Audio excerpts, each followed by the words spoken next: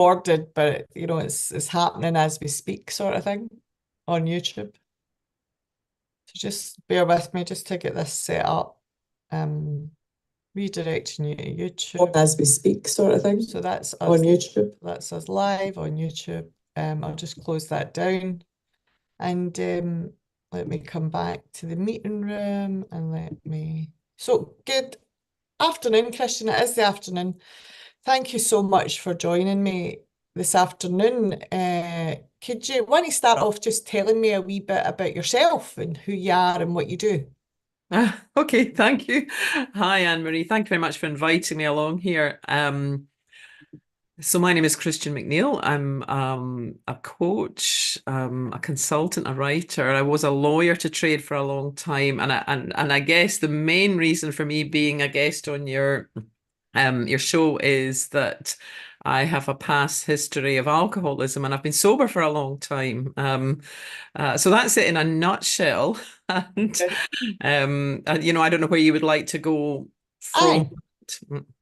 Well, first of all, how long are you actually sober? And are you, interestingly enough, are you clean and sober?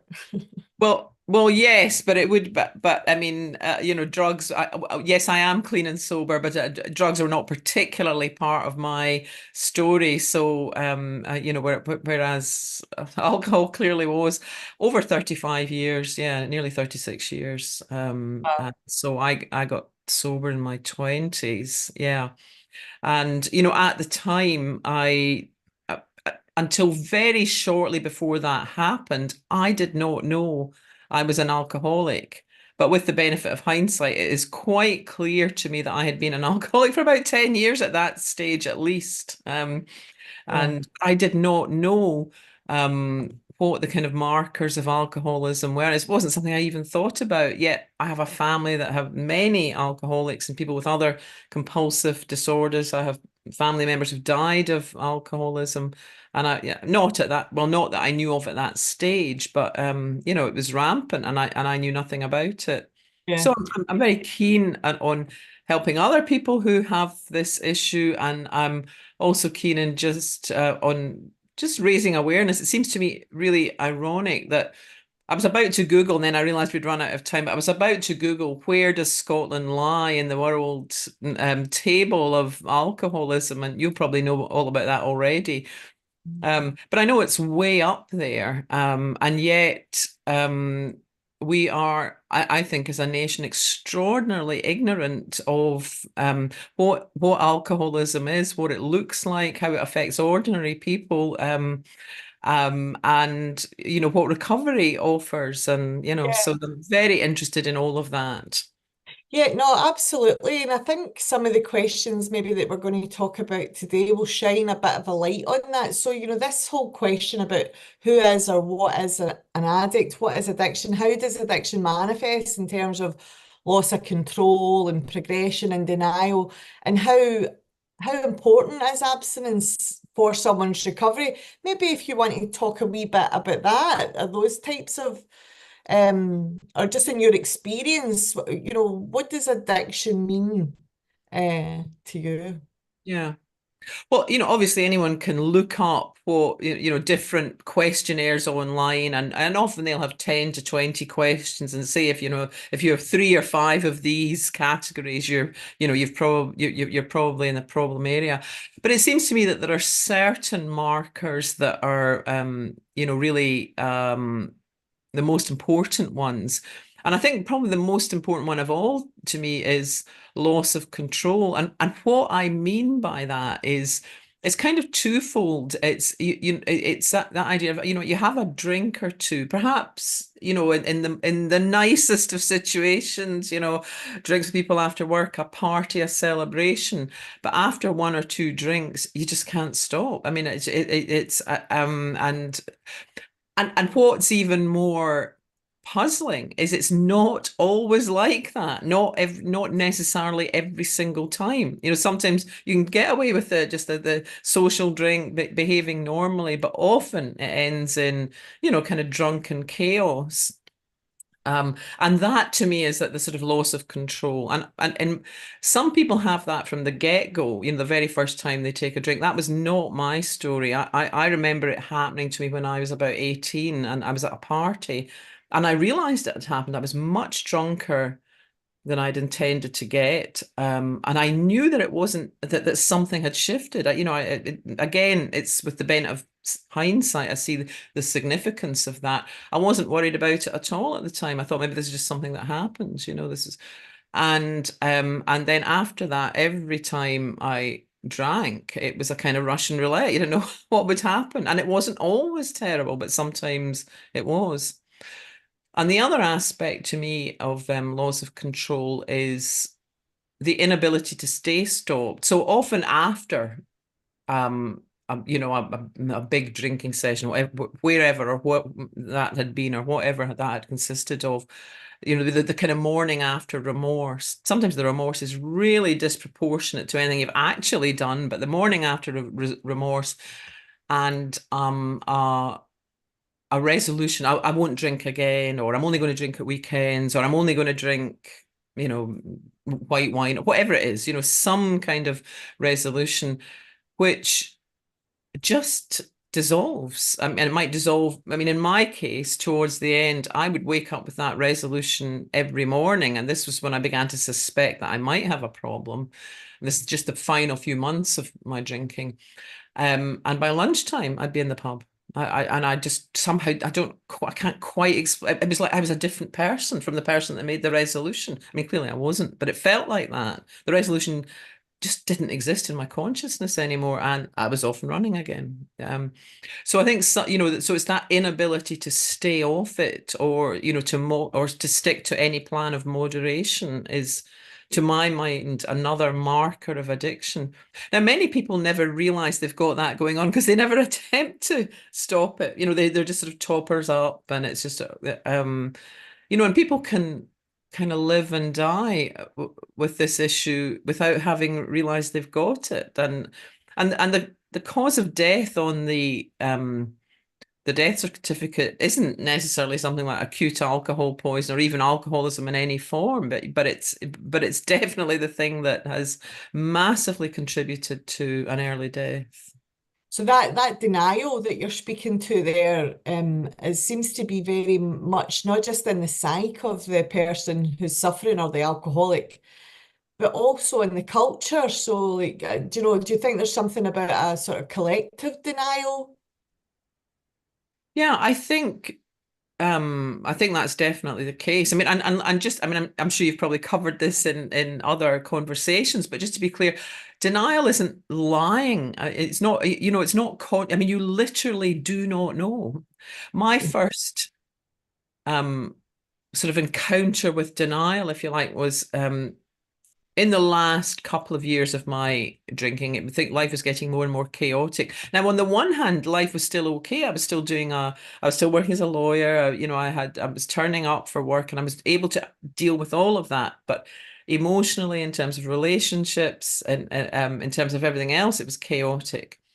And I was in a relationship with a man who was an alcoholic. But I didn't know that. I didn't know that. And things were getting more and more out of control. My mood, my state of mind was all over the map. I had attempted suicide, which is a very common, consequence of addiction. Um, and I began to realize this. Denial was broken to the extent that I thought something is wrong. This is not normal behavior, but I didn't know what was wrong. Yeah. And I was kind of seeking help in various sort of groups and therapy and all that. And this woman said to me, she pointed me in the direction of an organization called Al-Anon, which is a support group for families and loved ones of alcoholics. Um, and because my boyfriend's drinking was much more obviously a problem than mine was. I mean, he would just be drinking from first thing in the morning and had got into some very public issues and so on. But when she said that, when I got this information, I felt, I mean, it was about as bad a thing as I could think of about him that was possible. And it was only when life became even more chaotic that I went along to an Al-Anon meeting, and it was the hope that I felt was enormous. But I was still surely not, and I don't know what I thought an alcoholic was, but it wasn't him until Yeah. I mean, today it's just blindingly obvious to me. But so the that's maybe my personal experience of what I think is a wider issue, that what you're calling cultural denial. Yeah. And sadly, I mean, I have nothing but love and affection for this man who's now dead, and that's what killed him essentially. That wasn't on his death certificate, but that's what killed him. I mean, it's that benefit in hindsight, isn't it? Like we can look back now and smile at, my and your like that woman at the first Al-Anon meeting thinking is, like in complete denial about her own alcoholism, but also in complete denial of, the person that she loved as well. It's just so incredible, isn't it? And it's a big education issue, I think. Like people Yeah. have this image or of what an alcoholic or an addict looks like, and actually it can be something that's far more closer to home, and it's actually a symptom. We did a meta-analysis on all the barriers to treatment, a worldwide meta-analysis. We looked at all the literature around this area. What is it that stops people from coming forward for treatment? And actually the main thing it was denial. So people, they constantly move the goalposts, like I'm not that bad. Mm. If I ever get that bad, then I'll do something about it. And then they do get that bad and they move the goalposts again. So Mhm. as part of that, then how important do you think abstinence is in recovering from that condition?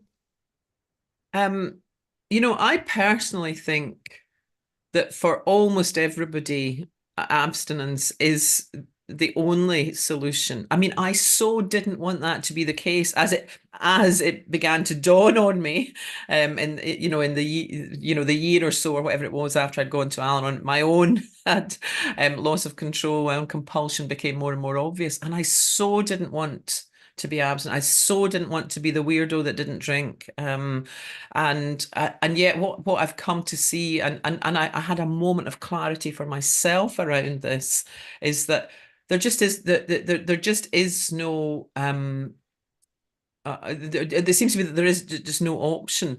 And the reason for that, I've just been rereading Anna Lemke's excellent book Dopamine Nation, and she goes into this in some detail about that what's happening with people who are compulsive, alcoholics, is what I'm talking about, but really anyone with any kind of compulsive disorder, is that the whole sort of dopamine circuit of the brain is disordered, and you can abstinence.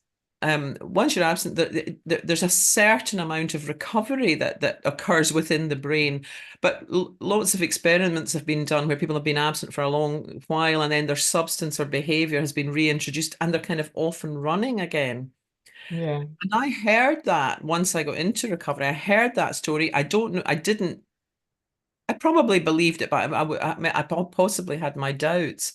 But what proved it to me was shortly after I got sober, I also stopped smoking, and then I was feeling kind of stressed about something after I'd been off cigarettes for a few months, and I thought I'll just have one. I was out somewhere and somebody was smoking. I thought, just give us a draw of that cigarette, and I couldn't believe it. I was right back on it, fat to boot, because I'd put on all this weight, and and I couldn't get off the cigarettes again, until it was another moment of clarity months later. But it really showed me, because I did not expect that when I thought I just a draw will do no harm. Yeah. Yeah, And and the that neuroscience has really came on, and I'll be talking to Deirdre Boyd. I'll be doing a long form interview tomorrow with Deirdre Boyd, who's an absolute stalwart of the addiction sector, and she's going to be touching on the neuroscience of that. The evidence base for that compulsion, obsessive compulsive. The reward center lighting up, Mhm. and how compelling that is tomorrow. Sorry, Yeah. I interrupted you slightly there. Was there a point that you wanted to No, finish I was on? just, it really showed me that this phenomenon was true, and I didn't need, I sometimes see people in recovery, it's like they kind of get their they stop drinking, they get their lives together, but then they have to have a wee prover, and with a bit of luck, the prover's bad enough that they get back and they never have to have a prover again. But that, that there is a sense of playing Russian roulette with your whole life when you do that. And because I'd had that experience with cigarettes, it was just abundantly clear, crystal clear to me that I could never drink in safety. I'm really comfortable with that. But also, there's the corollary of that is a drink's never going to improve anything. I'm going to still have the problem that I'm stressing about, whatever's going on in my mind, and drunk to boot, and sort of out of control to boot. So that was a very helpful thing to, gain some insight into. Brilliant. Yeah, brilliant. So I think we've covered that sort of what is addiction question. So the next thing I want to talk to you about is you and I have spoke on many of our walks in the park about this sort of donut concept in addiction. Can you explain the donut concept and how it relates to understanding addiction and recovery a wee bit? Well, I don't, I don't know if it relates much to recovery, but it's a thing I have observed. It most of my working life, one way or another, I've been working with people with problems. And in fact, I would say, I've been at times I've been part of the donut, if you like, and I'll go on to explain what that is. But even as early as when, I got sober in 1988. So the there was the predominant model in Scotland. It wasn't the model in the USA, but the predominant model was return to controlled drinking or return to social drinking, which is just ludicrous because by the time it seems to me the minute someone's lost control of their drinking, whether that's from the outset or whether it's something they kind of evolve into, that's just not really possible. And I've seen so I suppose so many people in recovery who've gone they've probably the same desire, they want that to be true. You so want it to be true, but it's not. And they'll describe a phase of going to some counselor or organization that's promoting this. And in fact, one of my cousin, a cousin who's the same age as me, and it initially got sober at the same time as me, had been described going to something like that where they was told to, every time he bought a drink, move a coin from one pocket, the left-hand pocket to the right-hand pocket. And he said, what happened was a huge pocket full of change in the morning, still, pissed and nothing changed. And sadly that he did not make it. He is one of the casualties of this condition, and it's heartbreaking. But anyway, but what I've seen is that more, and it never seemed to occur to the people who were promoting these kind of ideas, and there's other variations of it, more complex variations of it today, that their methods weren't working, and that group of helpers, which I see like a donut, a big circle of paid professionals who are helping not just alcoholics, but lots of people with problems, got fatter and fatter and fatter and achieved less and less and less. And the people with problems were effectively stuck in the middle. They needed this the donut needed the people with problems to kind of justify their existence, but they weren't actually helping them. And it just seems like a total waste of public money, and but worse than that, really tragic for the people with problems, when there are actually other solutions. And the irony is, to me, some of the most effective solutions are free, voluntary, and with recovering alcoholics and addicts, helping other addicts and alcoholics get clean and sober. Yeah, I think yesterday you sent me a brilliant tweet that succinctly describes this from Elon Musk. He says the more that is spent, the worse it gets. He's in this case, he's talking about homelessness. And he said because the money doesn't go to the homeless, it goes to the hundreds of homeless charities that then treat the homeless as sources of revenue. The more homeless there are, the more money these organisations get. So their incentive is to increase, not decrease, homelessness, whatever you sensitivize will happen. Incentivize. Incentivize, yeah, will happen.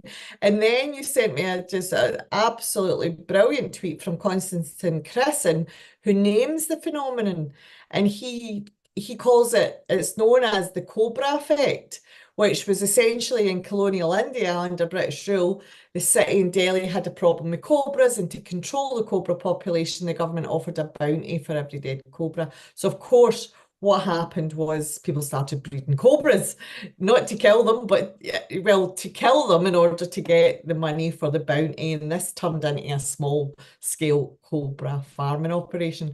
And when the government then became aware of this practice, they discontinued the bounty programme. Without the incentive, the cobra breeders released their now worthless snakes into the world. As a result, the cobra problem in Delhi ended up increasing rather than decreasing. They exacerbated the government's own policy. So that also highlights the cobra problem, doesn't it? I know that we've seen that as well with, people being prescribed safe supply or so-called safe supply in Canada. And some people would even argue that the version of the Cobra problem is very similar to the methadone program as well, that you're actually exacerbating the very problem that you're trying to help. So I think the donut conception and addiction and like you said, in recovery, I mean, it would be the opposite, wouldn't it? Because recovery has that contagious effect. So Yeah. you would actually, in all those free services and free sort of fellowships and anonymous programs, etc., and church services that are would traditionally be the hole in the donut because they don't really get any real recognition from the statutory sector or from these paid professionals. So the actual work is going on in that hole in the donut, isn't it? The actual it's a really good way to describe what's going Well, yes, on. it is. And it's also so much more hopeful because I think that, as soon as there's this, well, I can't remember the name of it, but there's a kind of toxic triangle model of life, relationships, social work, where you have the The um drama triangle, the drama. thank you. Where you have the victim, oppressor, and rescuer, and Yeah. clearly the alcoholic's the victim, and the professional in the donut is the rescuer, which is, but all of those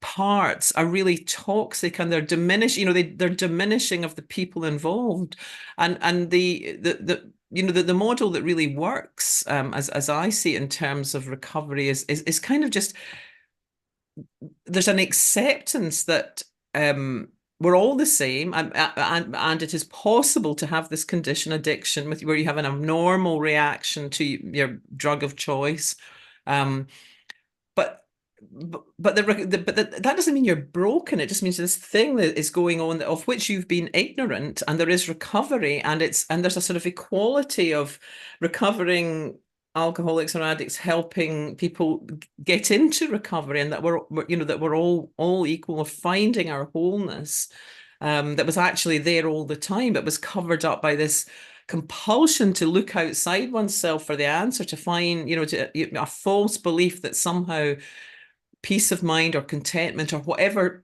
feeling that you're seeking is in a substance or in a behavior. And once that's gone, once that bubble is burst, that false idea is burst, people begin to be more just automatically begin to be more in tune with their own kind of inner self. And it turns out everything you need is within you in terms of resources, but it's often found more readily in connection with other people who kind of have trod that road. Yeah, and that speaks to like that sort of progressive nature happening in recovery. We know it progresses in addiction, but how is recovery then a progressive journey, and what role does moving from a spiritual deficit to wholeness play in that process? Could you maybe talk a wee bit about that?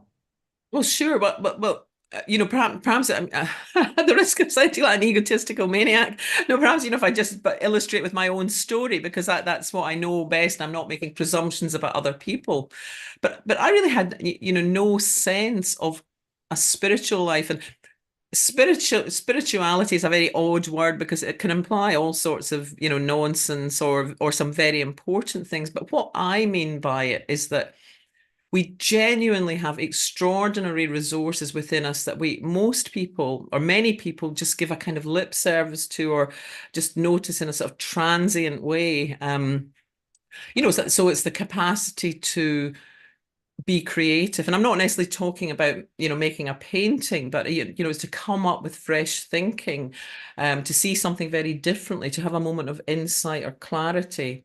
And I think everybody who's an alcoholic or an addict, this is an opinion, but this is what I've observed in my nearly 4 decades of it. They get more, everybody gets sober or clean on a moment of clarity. And even if they've been, trying to get help for ages and messing around, and there's a moment when it's just ding.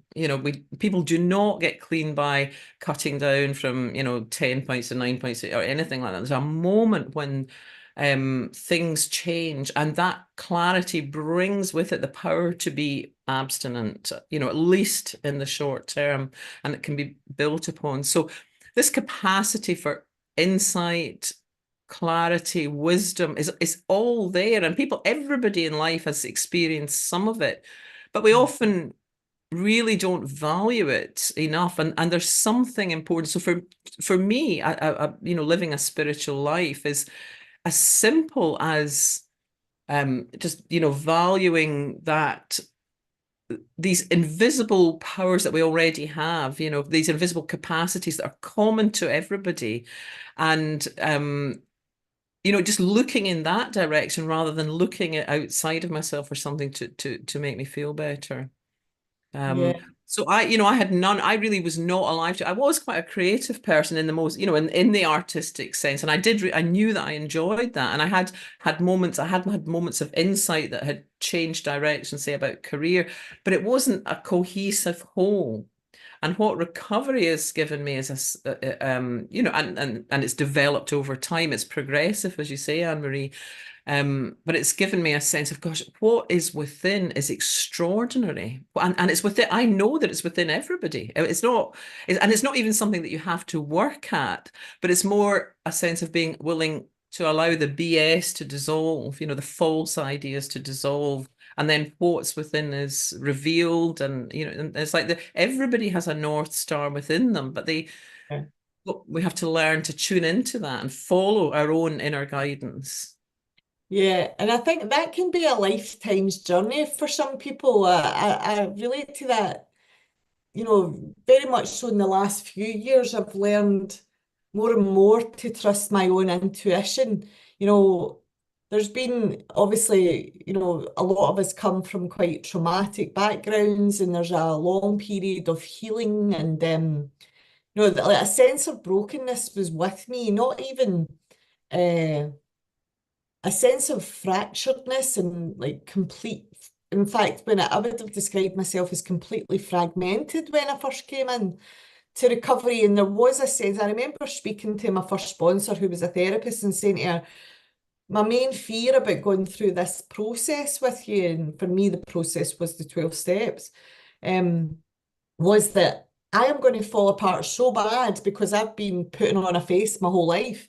And if I go through this process, you're asking me to break all of that, all of those coping mechanisms down. And I'm afraid that I am going to become so broken again because I've built this facade that you're not going to be able to put me back together again. So I really did, for those first few years of my recovery, have this real sense of rebuilding something that was broken, and that language was with me.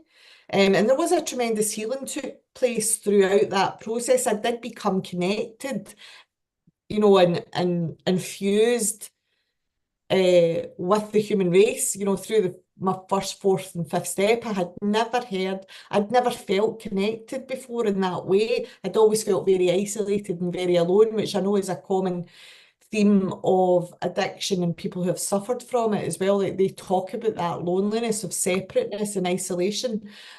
But it took me a long, long time to come to a place, and it may be because of, the guidance that I received, it might have been because of my childhood experiences, but really learning to trust my own, my own gut instinct, and not to dismiss that.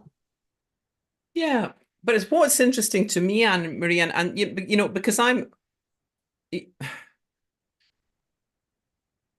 the truth of this, in my experience, is very important for me. And what's interesting to me is what you described there very vividly, is that you had this fear that if you went, this should fall apart. But the fear wasn't data. The fear was really a reflection of false ideas that you were holding on to. And I understand that. And there is no race with any of this. There's no rush, but it's not really a time issue. It can seem like that because almost certainly people's lives will improve over time, but actually it's an insight issue, and a huge shift can happen in a single moment of insight. So I too was told early on that I should see myself as broken, and I was willing to do that because I thought that was humility, and I thought that was part of the breaking of the denial, and today I think it's rubbish. It's now that is not to minimize or deny what my life had looked like while I was drinking, but it it really was much, much simpler. And it was quite a few years later when somebody else said, and it wasn't because they said it, but I was heard the truth of it. They said to a group, which it wasn't even a recovery group, it was just in it, that nobody's broken, and that we're all whole and complete inside, but we have the capacity to think that we're broken, or to believe crazy thoughts that are happening automatically and instantaneously, and follow through on those. But the moment I heard that from that guy, I recognized the truth of it, and it just fell away from me. And I realized that the whole notion that somebody had fed me early on in recovery had not been helpful to me.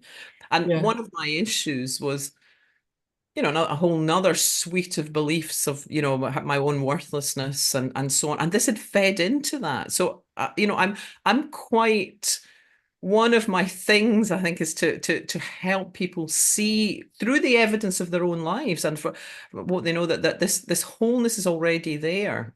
There's no rush to do anything or be anything with it, but to point out this has already been showing up for you, and what if you just trusted that a little more, or looked a little more in this direction, or so that's and there's an irony, because of course change can, I've had a number of significant insights that have completely changed the direction of my life, and other things has been small peaceful piecemeal breadcrumbs, and it's so life today, look, apart from the fact that I'm older, looks very different, internally, emotionally. I am kind of consistently happy today, which does not mean every day is sunshine, so it goes up and down, but there's a level of contentment and peace of mind, and part of that is knowledge that I do have everything I need inside me, and that I kind of know where to go if I get really caught up, and so on, and Yeah, it's, um it's it's interesting, isn't it, that we're constantly bombarded with messages of things out there that are going to make us better, whether it be, being slimmer, being prettier, being richer, being more compassionate, kinder, like we're constantly sold messages of things that reiterate the message that we are not enough, yeah. and that we don't have the power, we don't have the solutions within ourselves. And there's a paradox in that, isn't there? Because you spoke about it at the beginning. You said, like you're not denying that there was a level of chaos when you came in, but this idea that you're somehow, and I remember people saying stuff like, your odds are good, but the goods are odd, and like your damaged goods, and there was lots of stuff, that was nonsense really, but you sort of take these things. That one of the ones that you pointed out to me recently as well was this whole idea that addiction's the only disease that will tell you you don't have it. You know, that explains the denial concept quite helpfully, but it's not. There's loads of mental illnesses that will Mhm. tell you you don't have it, So there's quite a lot of nonsense to wade through at times when you get into recovery and getting into a place where you not only admit that, yeah, there was chaos there and there was a level of powerlessness there, but you're now, because of the abstinence, you're now in a position of power and you're also in a position of wholeness where you can now build if you're able to maintain that abstinence, right? Yeah, yeah. Well, it seems to me that one of the, it just occurred to me when you were speaking, that the more that you have a sense of, who you truly are, that kind of eternal part of us, that part that, when you look in the mirror and you think, God, how did I get so old? And it's the reason we have that is because we still, there's a sameness to the essence of who I was at 16 or 26 or 36, and but the more we're in touch with these inner capacities for wisdom, compassion, love, connection, creativity, the more the rest, everything that we need in life is attracted to us. It just comes. But if we're chasing out there without being in touch with this and being really believing that happiness, contentment, peace of mind, or whatever lies in the job, the promotion, the money, blah blah blah, that's when it all goes chaotic. It's just that everybody who's on that false mission has it back to front. Yeah, and you spoke about denial at the beginning as well, and what it was incredibly useful for me to understand, even to remember how to spell it, Denial, and don't even know I am lying. And I think there's been, even in the last year, there's been things being revealed to me about my behaviour that I was in denial about. This was around my romantic sort of attachments when I was young, and how I've been in denial about the importance of, what those relationships actually meant to me. And obviously there's been a protection element to that, like for, avoid, and I think denial is often like that, isn't it? So my capacity to lie to myself is still alive. And I think as human beings, we have that with us. It's a natural inbuilt mechanism. Yeah. And it's not actually particular to addiction or to addicts or alcoholics overall. I think most human beings have that capacity for denial. Yeah. Yeah, yeah, yeah. And I mean, you often see it in any kind of massive loss or bereavement or disaster. That definitely has a protective element, that there's nothing you can do about the situation that's happened. The last thing you need to add on is panic, or sort of overwhelm. So the human beings have this capacity. But again, unfortunately, in addiction, it just tends to, go stratospheric, It digs us in deeper, doesn't it? yeah, So, yeah. Christian, tell me a wee bit about your book. So, you wrote a book called Addiction, One Cause, One Solution. Do you believe that addiction has one primary cause or one primary solution? Well, Or, yes, I do in the sense of, so it's not a how to it's not a how to book in a way, but it's talking about a lot of the ideas that we've touched on and more about. But essentially, I think the one cause is falsely seeking whatever the feeling is that you're seeking, your peace of mind, happiness, fulfillment, success in something outside yourself. And the solution is literally allowing that to dissolve. And I'm saying allowing as though it's not like switching a light bulb. It isn't that it always involves a moment of insight or clarity or realization. But that kind of complete reversal of seeing, oh, actually, it is true that I have everything that I need within me. And the more we're in touch with that inner core, that inner being, the divine within, whatever you want to call it, the universal energy, the more clearly we're going to see the folly of the other. And that might come in a moment of clarity. It may take some time. Each person has a different experience, but so it's really that. It's really shifting shifting the direction 180 degrees. You described, different ways that people talk about their higher power there as well, like the moment, when you spoke about the moment of clarity and divine essence, etc.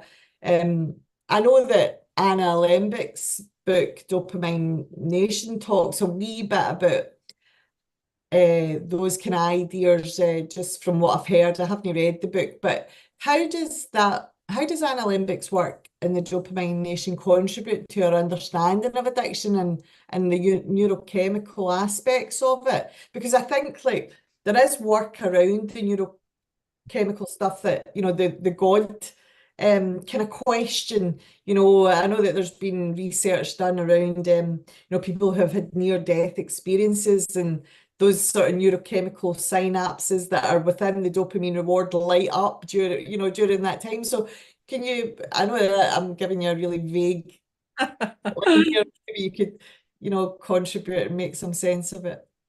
It's not so much as vague, it's just sort of beyond my pay grade, possibly. I mean, I just happened to be um rereading it, and then knowing we were having this conversation, I thought she does give some very clear explanation of what's going on in the brain as opposed to the mind, which I say is not the brain.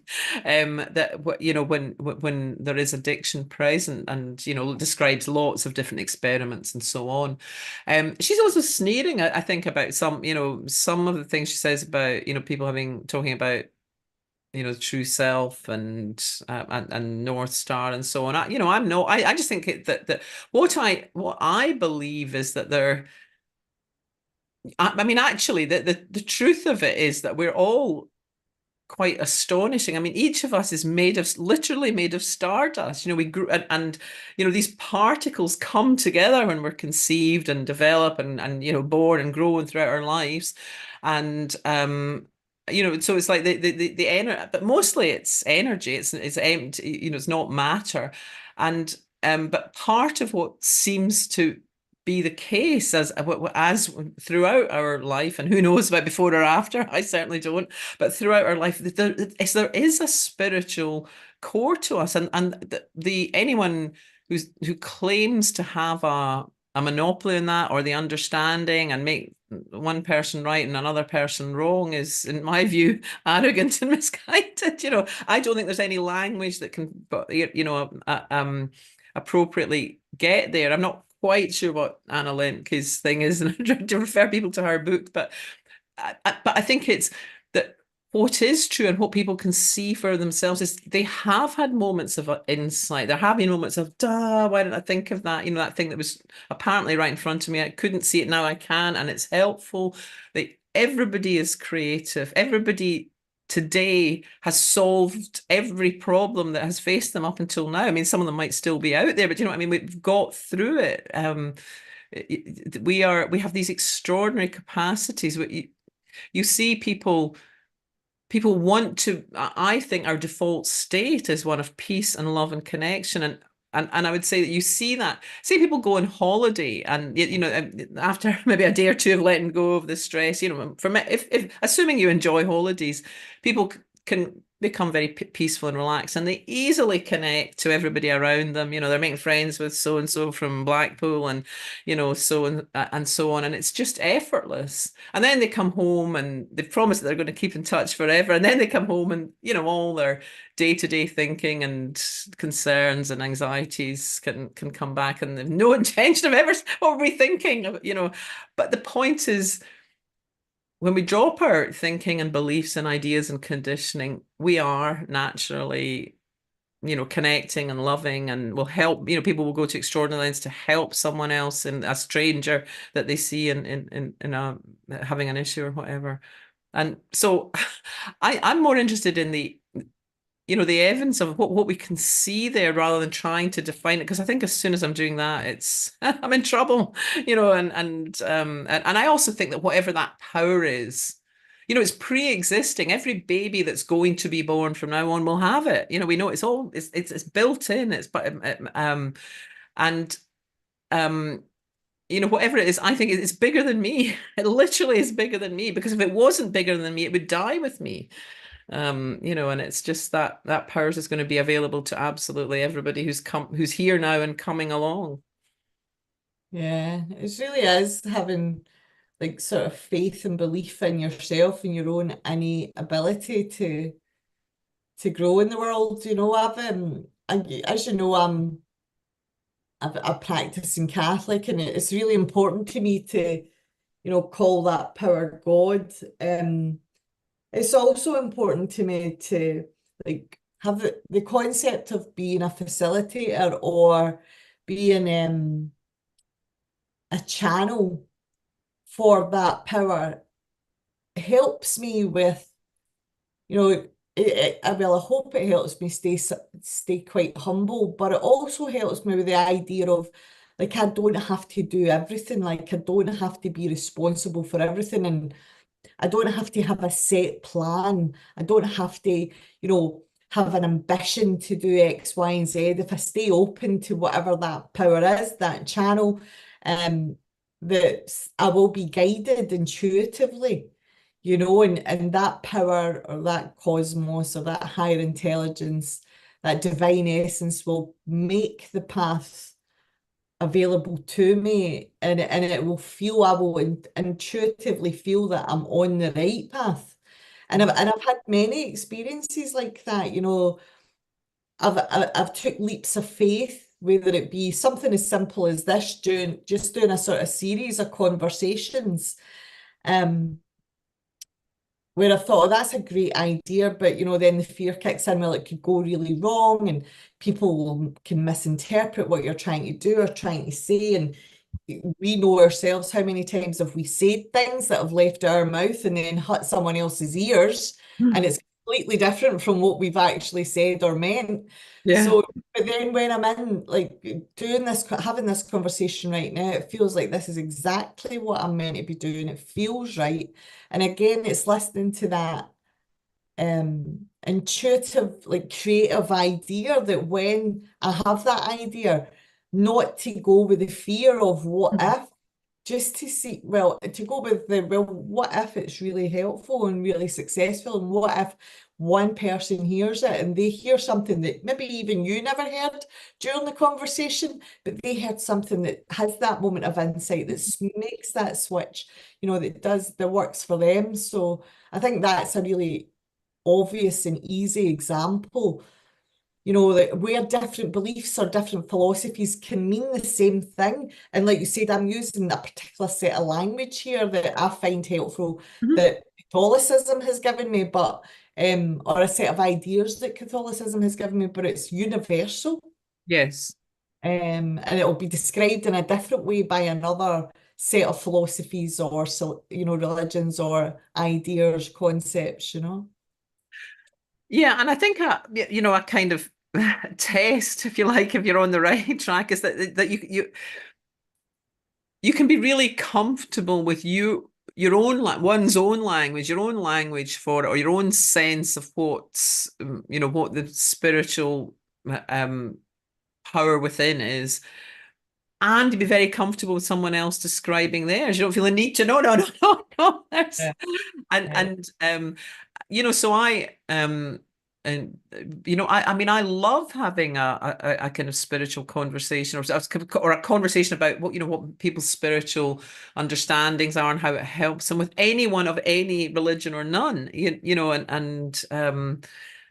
really enjoy it. I feel no need to sort of proselytize or yeah, convert them, yeah, or anything like that. And I was really privileged for a few years. I used to meet up online with these two men who the work I do today is in a field called the three principles, which nobody will ever have heard of, but you can look it up. But these two guys were much more experienced in that field, and one of them he was a psychologist. He'd been a Christian brother, and he'd left the order for various reasons, to do with his spiritual journey, and but he was such an interesting man. And the other was also a coach and consultant. So one was in Australia, one was in the Western United States, and I was here in Scotland. We'd meet maybe once a month for an hour. But David, who was the former Christian brother, said that, contrary to the current perception, there was a time in the Dark Ages where the monastery was the center of learning, and the whole, the psychology and the psyche and the spirituality were one. And it often it was a place where people where there was a sharing of ideas and a gentle teasing out and a question of how do you see that? Can you say that more about that? And where would that fit with that? Really that spirit of inquiry. And that's exactly what happened in our calls. It was like a kind of recreation of that. And that David is now dead. He died over he knew that he had terminal cancer during our calls, but he really was able to, because he knew that the thing that was eternal was the spirit within, as it were. He was able to go through that and be very open about it, without being paralyzed by fear or depression or anything like that. He really was a kind of shining light until the end. And Yeah. yeah, no, so it was Uh, interesting. yeah, Yeah. I think it's really helpful, isn't it? Because people get stuck on the labels, whether it be Catholic or Christian or whatever, like I know even coming into recovery, when having the freedom to know that the word God was being used in a lot of different ways, that people had their own interpretation of what that God was.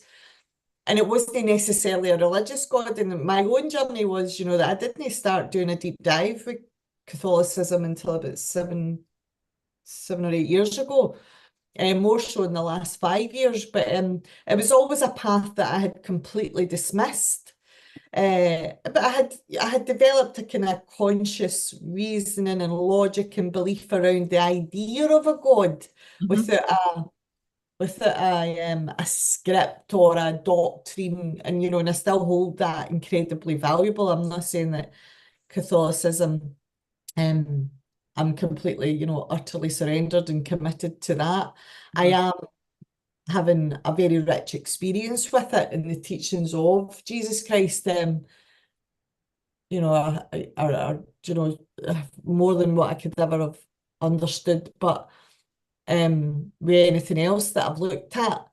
But I just think that having the freedom to not argue and to, like you say, to accept, like resign from the debating society and just have a compassionate inquiry around what people are thinking or doing and what do you mean by that word, like and not being too attached to the label or the system or the hierarchy or whatever it is they're taking part in, because eventually that essence, that divine essence, will guide them if they're committed to